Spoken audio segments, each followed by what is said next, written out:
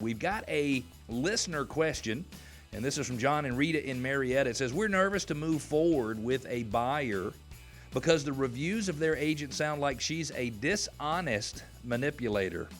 What should we do? Again, John and Rita of Marietta. But I think their concern might be a little bit misplaced. Let me give you an example. We had a client in Johns Creek area, almost in Forsyth County.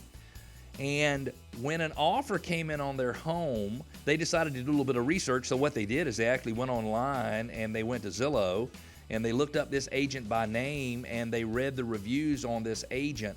And the reviews were from a buyer client who was very pleased with the negotiating skills of the agent. And so the testimonials went something like this.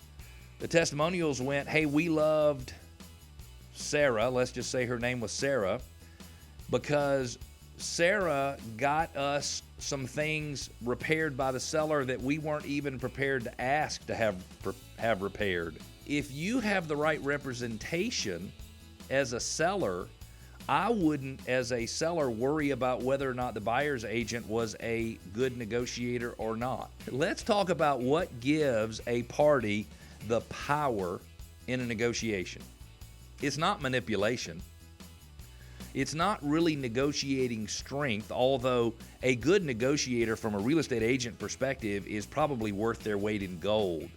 But a really good negotiator is typically motivated by one thing and one thing only, and that is they know that they have other options, meaning if you're representing a seller and you think your only option is to sell the property to a particular buyer who is using a particular agent, then you lose all of your negotiating leverage. But if you know that if you can't work it out with this particular buyer, that you have the confidence and you have the strength to put the house back on the market and find another buyer who will pay your price, who will agree to your terms, who will close on your circumstances, provided they work with theirs, then it doesn't matter if the negotiator on the other side is a good manipulator or not. And I know manipulation is always sort of used or assumed to be negative, but the reality is good negotiators are fairly good manipulators anyway.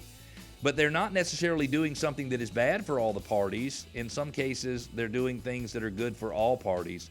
Because the reality is that a buyer who wants to buy a property and a seller who wants to sell a property, you really can't beat off the parties with a stick.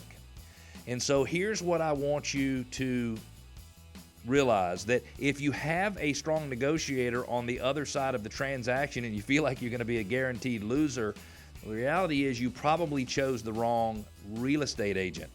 And you need to choose someone who has a very logical strategy to help you be a winner. Now, the definition of winner, meaning being a winner in a transaction, can meet all different definitions. And sometimes you need to sell it for whatever the cost, whatever the price, and you need to move on with life. Sometimes you need the best price, the best terms, the best closing date. Sometimes you need things like maybe I can stay in the home for a few days after closing. So the definition of a successful negotiation can be different for every seller.